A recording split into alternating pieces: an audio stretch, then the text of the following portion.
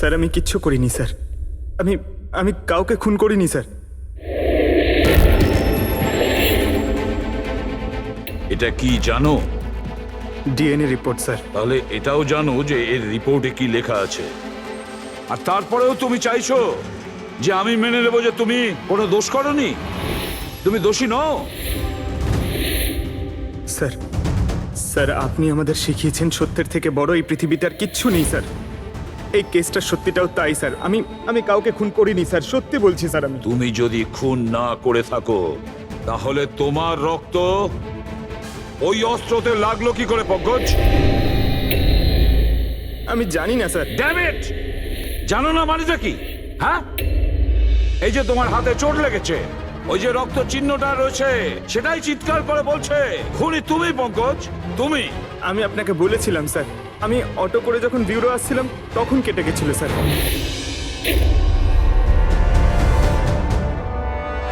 Sir এটাও তো হতে পারে যে কেউ পঙ্কজকে ফাঁসানোর চেষ্টা করছে। পঙ্কজ যে লোকটা তোমার হাত কেটেছিল হয়তো সেই তোমার রক্তের স্যাম্পল নিয়ে গেছে ক্রাইম সিনে রাখার জন্য। স্যার না স্যার, স্যাম্পল ছিল না ওর কাছে। ও যখন আমার হাত কেটেছিল তখন সঙ্গে সঙ্গে রক্ত বেরোয়নি স্যার। ও চলে যাবার পর আমার রক্ত বেরিয়েছিল। ওর কাছে আমার স্যাম্পল থাকতেই পারে না স্যার। যদি তোমার রক্ত কেউ না নিয়ে থাকে তাহলে তোমার রক্ত ক্রাইম সিনে শুধু একটা কারণেই যেতে পারে পঙ্কজ, আর সেটা তখনই যখন তুমি ওখানে খুন করতে গিয়েছিলে। স্যার এ তো অদ্ভুত ব্যাপার। স্যার পঙ্কজ যদি মিথ্যে বলতো, আমাদের বিভ্রান্ত করতে চাইতো, তাহলে তো বলতেই পারতো যে ওর স্যাম্পল কেউ নিয়ে চলে গেছে, কিন্তু ও আমাদের সত্যি বলল। তাহলে ওর সত্যির কি কোনো দাম নেই স্যার? হ্যাঁ অভিজিৎ, সত্যির অনেক দাম আছে, কিন্তু আপাতত এই কেসের একটাই সত্যি, এই খুনের একজনই সাসপেক্ট, আর সে হলো পঙ্কজ।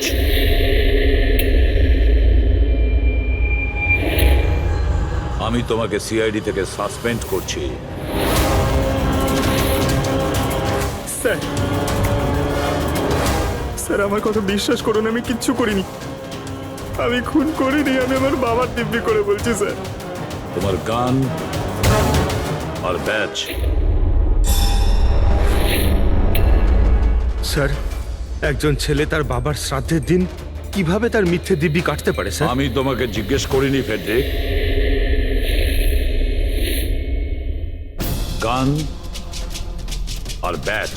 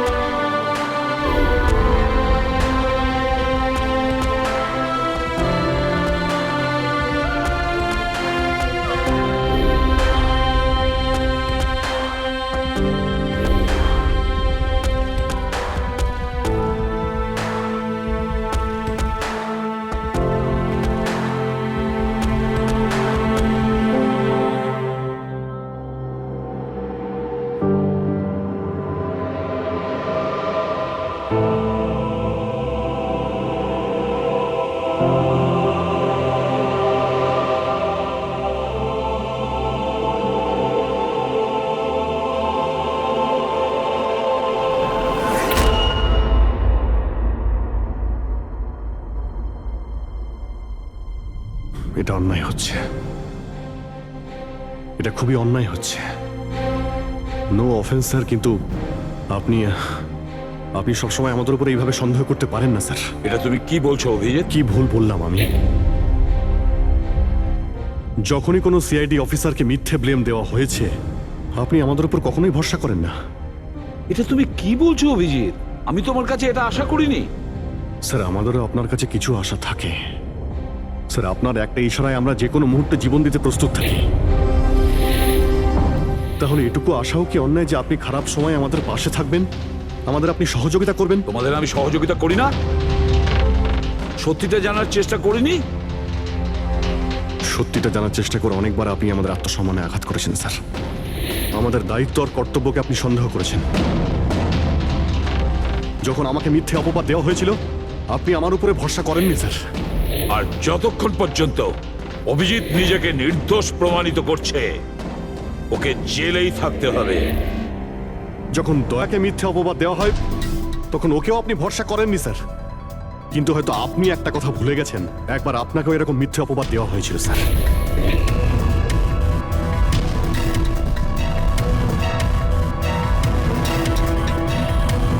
সেই মুহূর্তে আমাদের মধ্যে কেউ আপনাকে সন্দেহ করেনি। আমরা শক্ত দেওয়াল হয়ে আপনার সামনে দাঁড়িয়েছিলাম স্যার, যাতে আপনাকে কেউ ক্ষতি করতে না পারে। তাহলে আমাদের খারাপ সময় কি আপনি আমাদের পাশে দাঁড়াতে পারেন না? অভিজিৎ কোনো অপরাধীর থেকেও বিপজ্জনক একজন ইমোশনাল সিআইডি অফিসার। তুমি ইমোশনাল হয়ে যাচ্ছ অভিজিৎ। আমি তোমাকে এই কেস থেকে সরিয়ে দিলাম।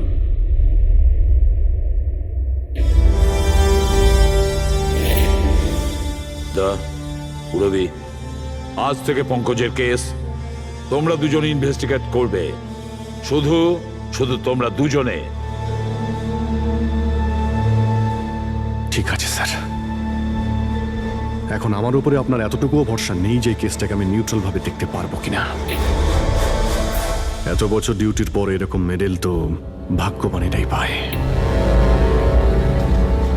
Thank you sir.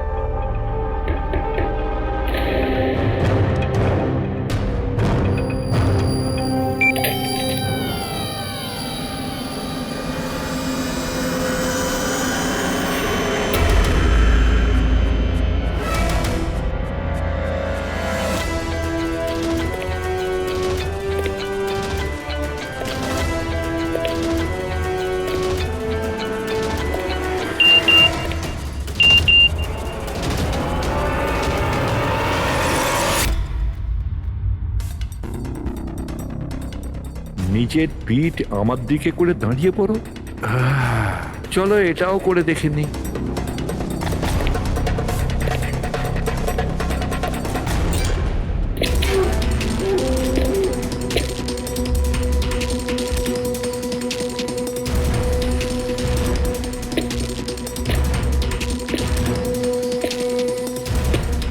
আপনি এসে গেছেন স্যার। আমি আপনার জন্য অপেক্ষা করছিলাম। ওইখানে আপনার ফাইলটা আছে, ওখানে পুরো ফাইন্যান্সিয়াল প্ল্যান পড়ে আছে এবং আমার স্থির বিশ্বাস যে আপনার খুব পছন্দ হবে।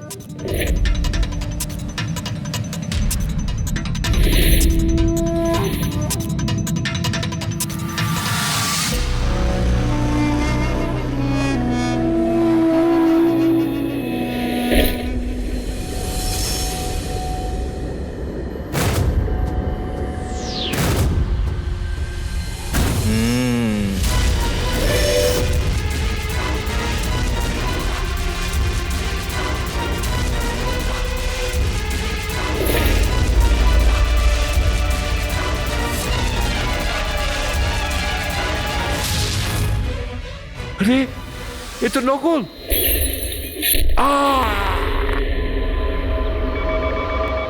Hello, ACP Pradyuman here. What? কখন? আচ্ছা ঠিক আছে।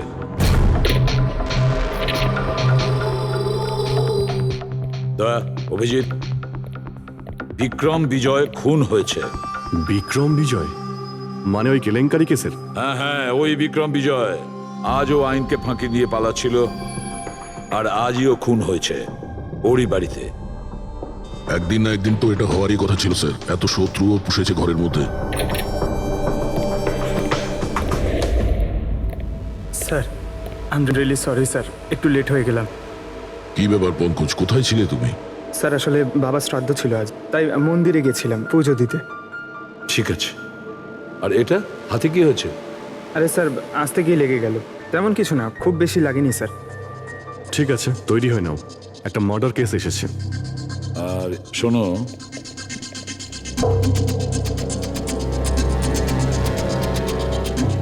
কার আবার মার্ডার হলো? বিক্রম বিজয়।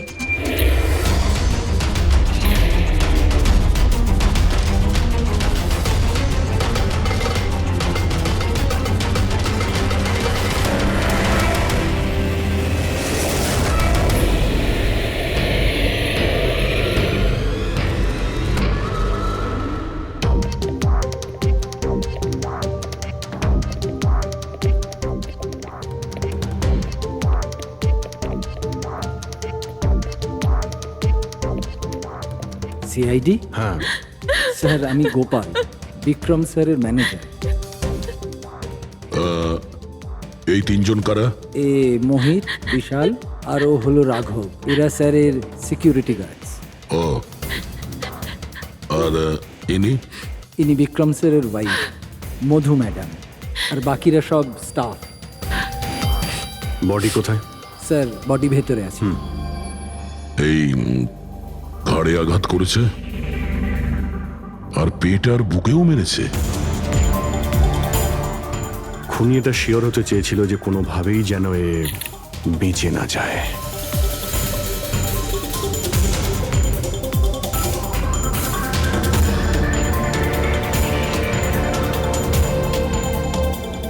মনে হচ্ছে এটা দিয়ে আঘাত করেছে এর ওপর।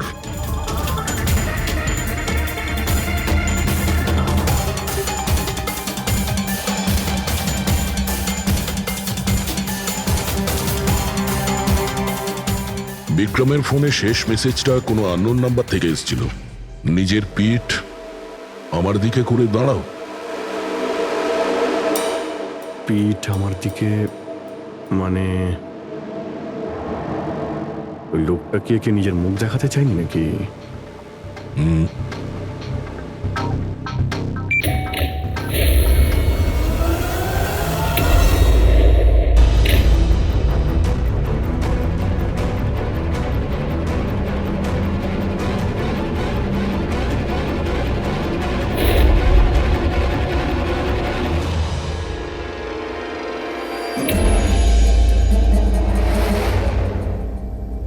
এই দেখুন স্যার, ফুলদানি থেকে আমি কি পেয়েছি, audio recording device. Audio recording device মানে এই রুমের মধ্যে যা কথাবার্তা হচ্ছিল সেটা কেউ শুনছিল। স্যার ওর আমি নাম তো জানি না, কিন্তু ও যেভাবে প্রস্তুতি নিচ্ছিল ওটা দেখে তো মনে হচ্ছিল যেন ওনার কোনো বিশেষ ক্লায়েন্ট হবে, আর উনি বিক্রমের সাথে দেখা করতে চাইছিলেন। এই ক্লায়েন্ট বিক্রমের কন্ট্যাক্ট এলো কি করে? স্যার আমার জন্যে ও আগে আমাকে কন্ট্যাক্ট করেছিল। ও বিক্রম স্যারের পুরো ইতিহাস ভালো করে জানতো, আর বিক্রম স্যার ওর এই হোমওয়ার্কে খুব ইমপ্রেসড হয়েছিল, আর উনি আমাকে মিটিং ফিক্স করতে বলেছিলেন। আপনি ওর সঙ্গে আগে দেখা করেছিলেন? না স্যার, ওই ফোন করেছিল, আর সেটাও প্রাইভেট নাম্বার থেকে।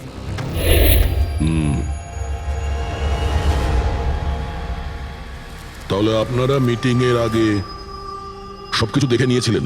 হ্যাঁ হ্যাঁ স্যার। ওই রুমটা খুব ভালো করে চেক করে নিয়েছিলেন তো? হ্যাঁ। তাহলে এই অডিওর রেকর্ডিং ডিভাইস এটা রুমের মধ্যে এলো কি করে? স্যার এটা কোথায় ছিল? ফ্লাওয়ার পটের মধ্যে। ফ্লাওয়ার পটে? ওটা তো তুই চেক করেছিলিস না মোহিত? আমি চেক করেছিলাম স্যার, কিন্তু আমি এটা ফ্লাওয়ার পটে দেখতে পাইনি। দেখতে পাননি? আগে না। আচ্ছা, কিভাবে তুমি দেখলে না? ব্যুরো চলো, ওখানে সবাই খুব ভালোভাবে দেখতে পায়।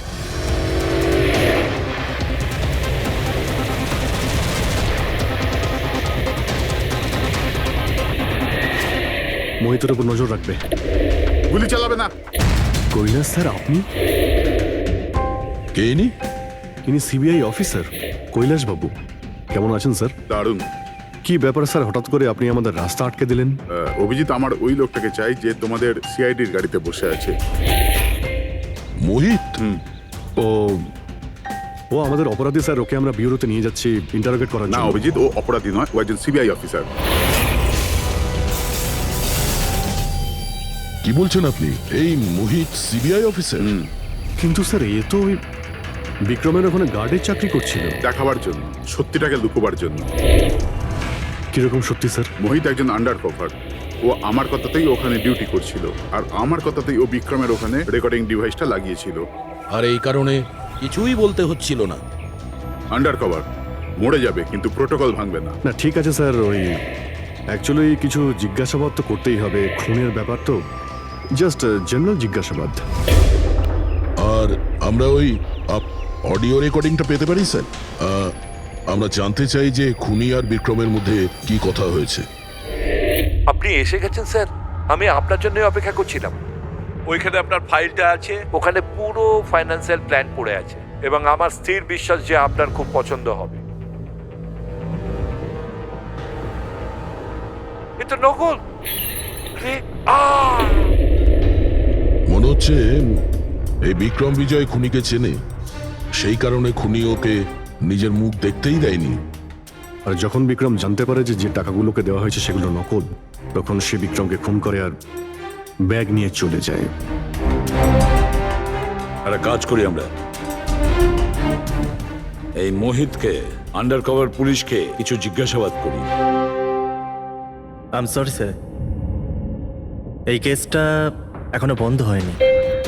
এই জন্য আমি যদি আপনাদের এর থেকে যদি কিছু বেশি বলি তাহলে প্রোটোকল ভাঙা হবে, হুইচ আই ডোন্ট ওয়ান্ট। দেখো মোহিত, আমি তোমার প্রোটোকলকে রেসপেক্ট করি। এমন তো কিছু পেয়েছো তোমার ইনভেস্টিগেশন চলাকালীন যেটা হয়তো তোমার প্রোটোকলের মধ্যে পড়ে না, আর সেই জন্য তুমি আমাদের কিছু বলতে পারো। কিছু তো একটা বলবে যে সূত্র ধরে আমরা খুনি পর্যন্ত পৌঁছতে পারি। আমি আপনাদের শুধু এটা বলতে পারি যে গত কয়েক বছর ধরে সিবিআই এই বিক্রমের পিছনে পড়েছিল। আজ থেকে 15 বছর আগে, সাল 2002-তে সিবিআই এক আন্ডারকভার অফিসারকেও বিক্রমের পিছনে লাগিয়েছিল কিছু বিশেষ প্রমাণ জোগাড় করতে, কিন্তু কিছু পাওয়া যায়নি। আর আনফর্চুনেটলি আমাদের এই অফিসার মারা যান। এক মিনিট, নাম কি ছিল এই অফিসারের? ইন্সপেক্টর অধিরাজ।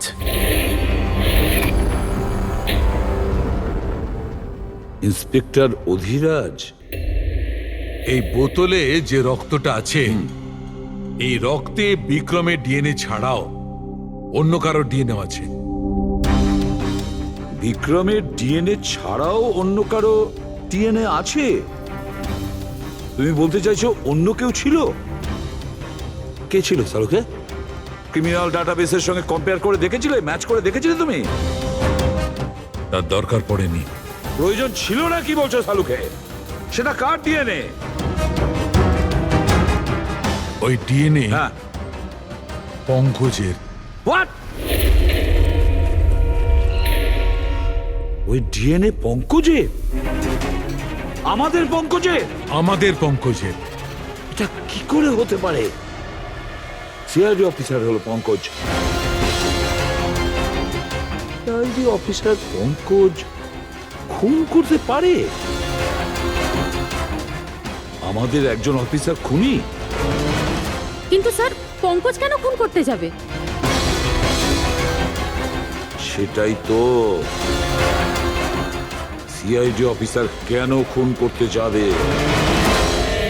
স্যার, বিক্রমের বাড়ির থেকে 1 কিলোমিটার দূরে পুলিশ একটা বেবারিশ মোটরসাইকেল পেয়েছে স্যার। কার মোটরসাইকেল ছিল ওটা? স্যার, ও পঙ্কজের ওটা।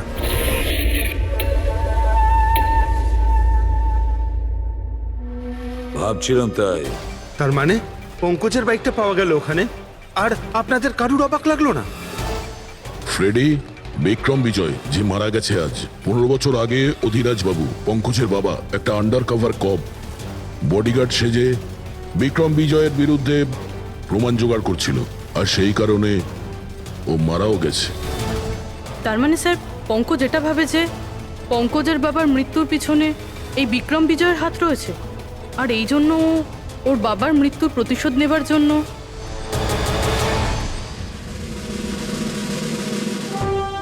পঙ্কজ এখন কোথায়?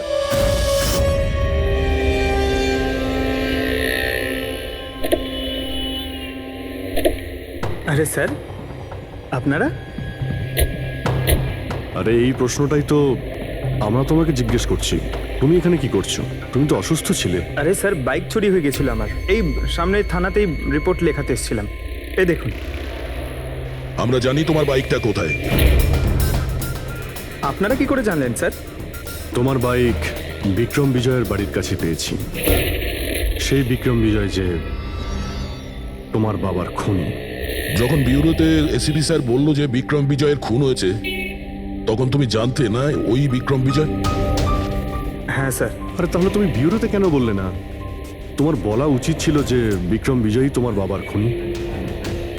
স্যার, বাবার শ্রাদ্ধ ছিল স্যার। মন্দির থেকে বিউরো আসছিলাম, ওনার ব্যাপারেই ভাবছিলাম, আর কিছু খেয়াল ছিল না স্যার। একদম কিছু মাথায় আসছিল না, বুঝতেই পারছিলাম না কি করব। আর এই যে তোমার হাতটা কাটা, এক্স্যাক্টলি কি হয়েছিল? স্যার, এটা তো মন্দির থেকে যখন আমি অটোতে ফিরছিলাম।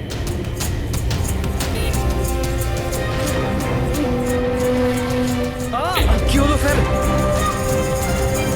তাহলে একজন অচেনা লোক আঘাত করে চলে গেল, হ্যাঁ? এমনি অকারণে? স্যার আমি জানি বিশ্বাস করাটা একটু কঠিন, কিন্তু এটাই সত্যি। আচ্ছা পঙ্কজ, তুমি সবসময় তো বাইকে করে বিউরোতে আসতে, হঠাৎ তুমি অটো করে কেন এলে? হঠাৎ করে না স্যার, আমার বাইক তো দুদিন ধরে খারাপ হয়ে রয়েছে। তাহলে তোমার খারাপ হয়ে যাওয়া বাইকটাকেও নিয়ে গেল, সে ওটাকে রিপেয়ার করলো, আর ঠিক হয়ে যাওয়ার পর ওটাকে একটা ফাঁকা জায়গায় ফেলে দিয়ে এলো, তাও কাকতালীয় ভাবে এমন একজনের বাড়িতে ফেলে দিয়ে এলো যার আজই খুন হয়েছে, আর যে তোমার বাবার খুনিও। স্যার, আপনারা আমাকে সন্দেহ করছেন? আপনাদের মনে হচ্ছে ওই বিক্রম বিজয়কে আমি মেরেছি?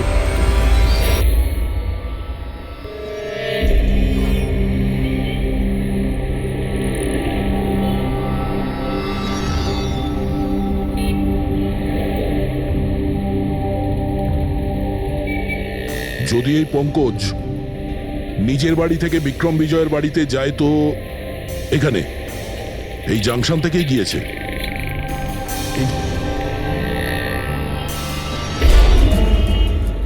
স্যার সিগন্যালে সিসিটিভি ক্যামেরা রয়েছে। এই সিসিটিভি ক্যামেরার ফুটেজ থেকেই আমরা জানতে পারবো যে পঙ্কজ ওই বাইকে করে এখান থেকে গিয়েছিল নাকি ওটা অন্য কেউ ছিল।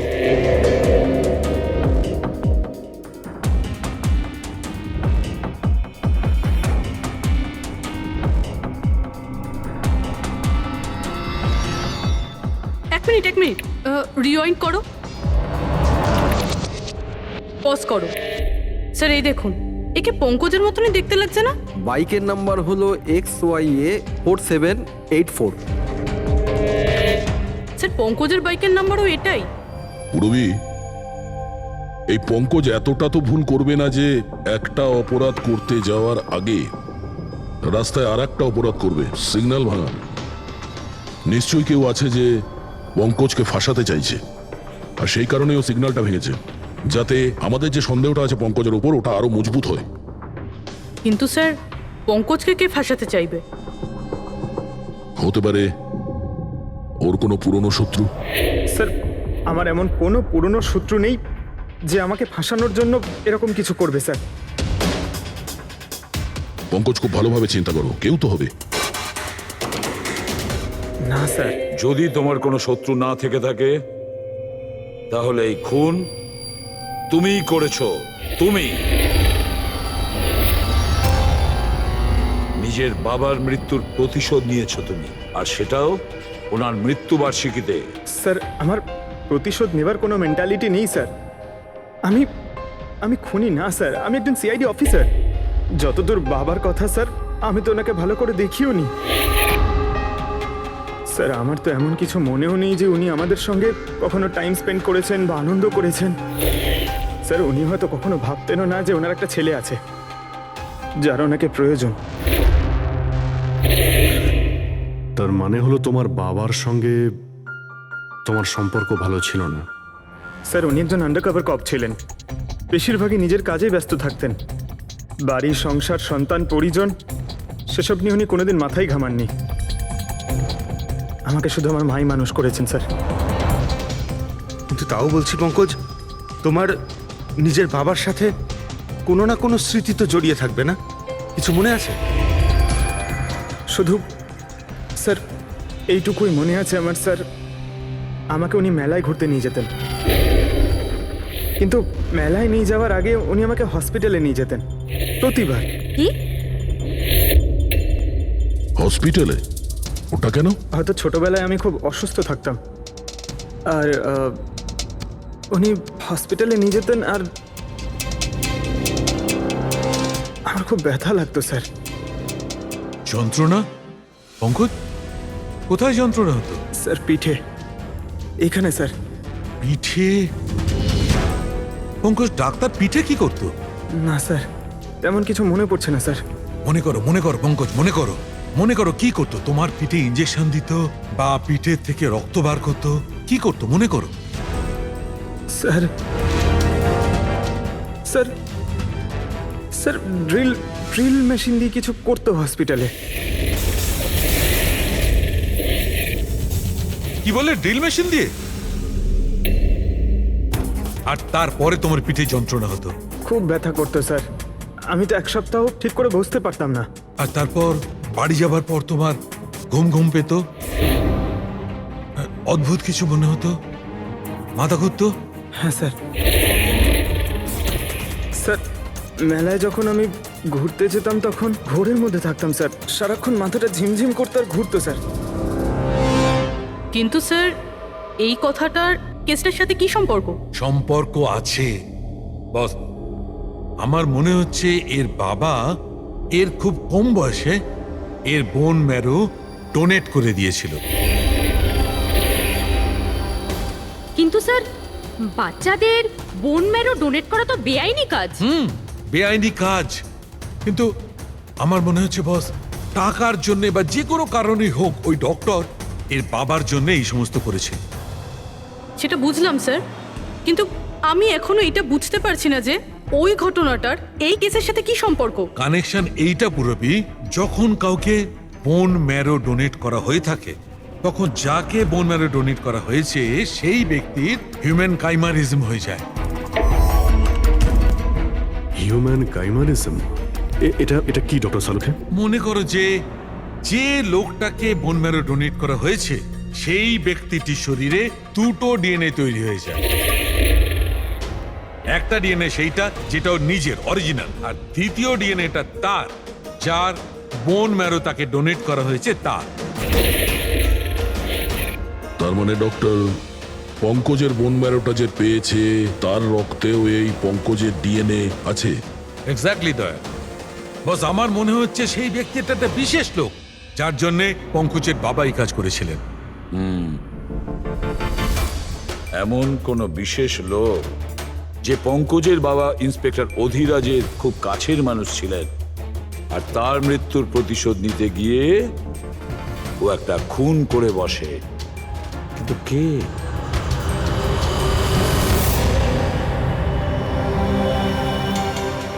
দয়া। Hi sir. Hello Abhijit. Hi Daya. Hello. Good. Sorry, আপনাকে এরকম একটা জায়গাতে ডেকে আনতে হলো। অভিজিৎ, যে ইনফরমেশন তোমার দরকার ছিল সেটা না সিআইডি অফিসে দেওয়া যেত না আমার অফিসে? থ্যাংক ইউ স্যার আমাদের সাহায্য করার জন্য। স্যার পঙ্কজ একজন সৎ অফিসার, আর যদি আপনার সাহায্যকে আমরা নিরাপরাধ প্রমাণ করতে পারি। অভিজিৎ, তোমার মনে আছে এক বিপজ্জনক অপরাধী ছিল রাকা, তাকে ধরতে তুমি আমাকে সাহায্য করেছিলে। তা ধরে নাও আমি সেটারই ঋণ মেটাচ্ছি। এসব আপনি কি বলছেন স্যার? অ্যাকচুয়ালি আমাদের পঙ্কজের বাবা ইন্সপেক্টর অধিরাজের ব্যাপারে কিছু ইনফরমেশন চাই, যতটা আপনি দিতে পারবেন। আপনি কাজ করেছেন না ইন্সপেক্টর অধিরাজের সঙ্গে? হ্যাঁ দয়া, অধিরাজ খুবই সৎ ইন্সপেক্টর ছিল আর সাহসীও। আমার তো এটা বলতে গর্ব হয় যে আমরা একসাথে কাজ করেছি। স্যার অ্যাকচুয়ালি আমরা এটাই জানতে চাই যে ওনার আন্ডার কভার মিশনের সময় ওনার সঙ্গে কারো কি কোনো গভীর সম্পর্ক হয়েছিল? আই মিন কোনো নতুন পরিবার সেরকম কিছু?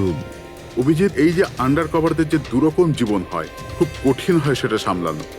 এই পুলিশেরাও তো মানুষ হয় নাকি, আর তাদেরকেও সেই সীমাটা পেরিয়ে যেতে নেই যেটা ও পেরিয়ে গিয়েছিল। মানে ওনারও কারোর সঙ্গে ভালোবাসা হয়েছিল? ওনারও কোনো অন্য পরিবার ছিল?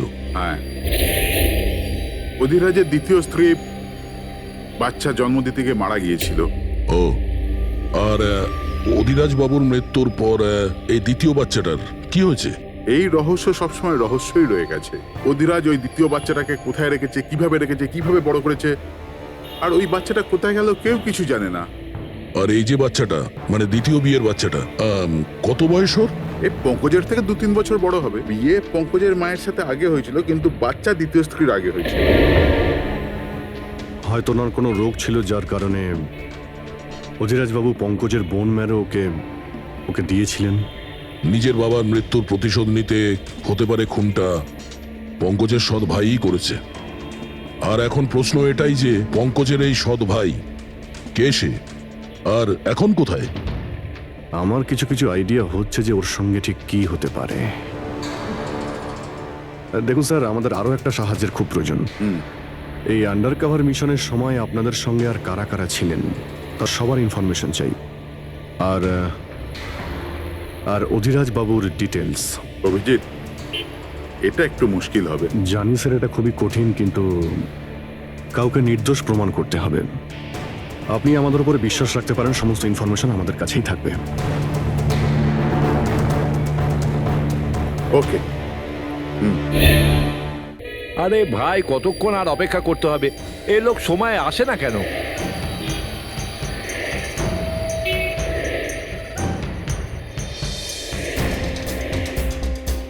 আরে ভাই, আধ ঘন্টা ধরে অপেক্ষা করছি।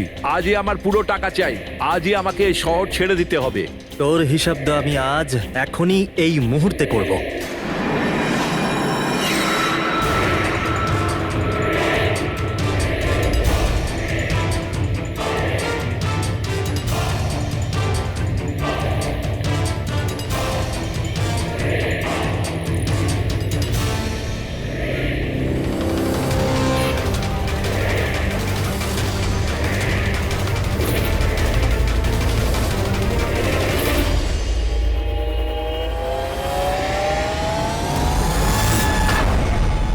তোর অ্যাকাউন্ট সিআইডি বন্ধ করবে।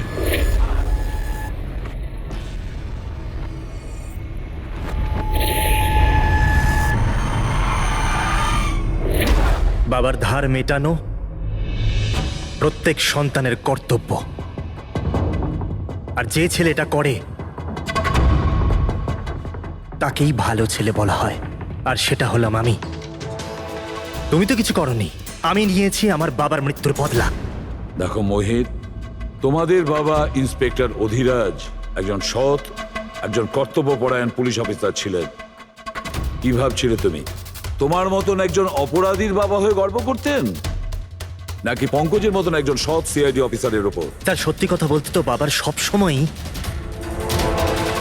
এই পঙ্কজের উপর গর্ব ছিল, আর ভালোবাসতো একেই বেশি। আমাকে তো উনি অনাথ আশ্রমে দিয়ে দিয়েছিলেন স্যার, যাতে ওনার দ্বিতীয় পরিবারের ওপর কোনো আঁচ না আসে। তুমি যখন এই কথাটা জানতে আমাদের কাছে এলে না কেন? আমি তো তোমার ভাই, একসঙ্গে ধরতাম বিক্রমকে, তাও আইনের পথে। চাই না আমার তোমার সাহায্য। আমাদের বাবার হত্যাকারীকে কিভাবে ধরতে হবে, কিভাবে ওর উপর প্রতিশোধ নিতে হবে, এর প্ল্যানিং আমি আগে থেকেই করে রেখেছিলাম, অনেক দিন থেকে। আর এটাই হলো কারণ আমার সিবিআই অফিসার হওয়ার। আর ঠিক আমার বাবার মতোই একটা আন্ডার কভার মিশনে গেছিলাম ওই বিক্রমের বিরুদ্ধে। কিন্তু এইবার তাকে সাজা দেওয়ার জন্য নয় স্যার, বরং ওকে শেষ করার জন্য। একজন সিবিআই অফিসার হয়েও তুমি অপরাধ করেছো। তোমাদের মতো অফিসারের জন্যই সবাই আইনের উপরে ভরসা করতে পারে না। এই কাজে কেতন তোমাকে সাহায্য করেছিল না? হ্যাঁ স্যার, কেতনও আমার বাবার সাথে কাজ করত। সেও একজন আন্ডার কভার অফিসার ছিল। সেই আমাকে সবকিছু বলেছে। আর তার বলাতেই আমি জানতে পারি যে ছোটবেলায় আমার একটা অপারেশনও হয়েছিল। আর যখন তুমি জানতে পারলে যে তোমার রক্তে দুটো ডিএনএ আছে, একটা তোমার আর একটা আমার, তুমি খুন করে আমাকেই ফাঁসিয়ে দিলে। হ্যাঁ, আর এই জন্য আমার রক্ত বার করে আমি অস্ত্রের ওপরে ছড়িয়ে দিয়েছিলাম। আর তারপর তোমার হাত কেটেছিলাম, যাতে এক তীরে দুই পাখি মরে। আমার দুই শত্রু, আমার বাবার হত্যাকারী ওই Vikram. Hello Kailash sir. Sir, আমি বিক্রমের রুমেতে অডিও ডিভাইস লাগিয়ে দিয়েছি।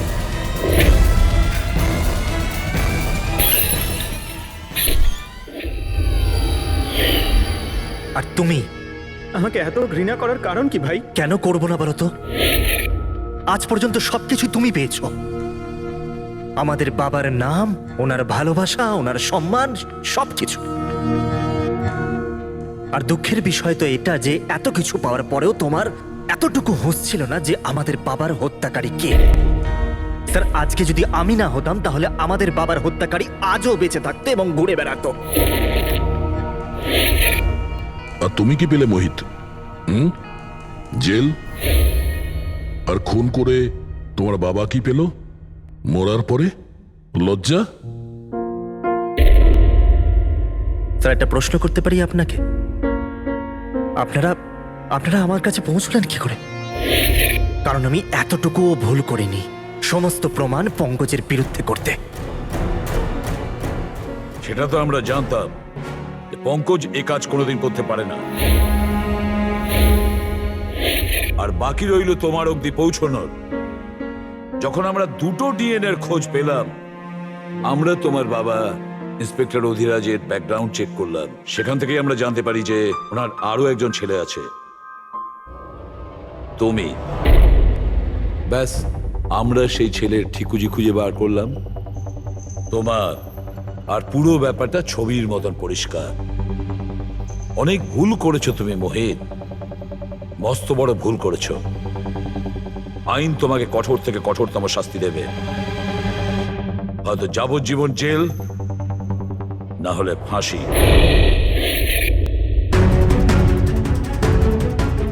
ফ্রেডরিক,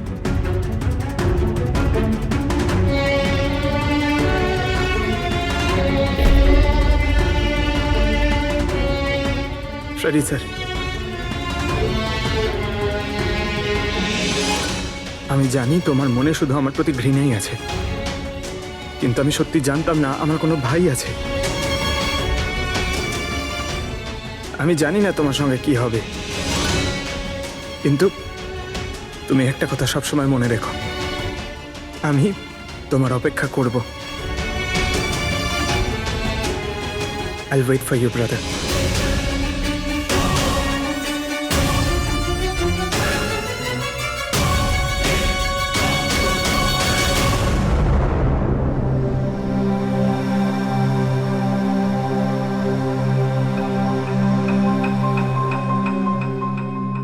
পঙ্কজ, দেখো, তোমার যে ভালো দিকটা আছে না, সেটা কিন্তু বাঁচিয়ে রাখবে খুব ভালো করে।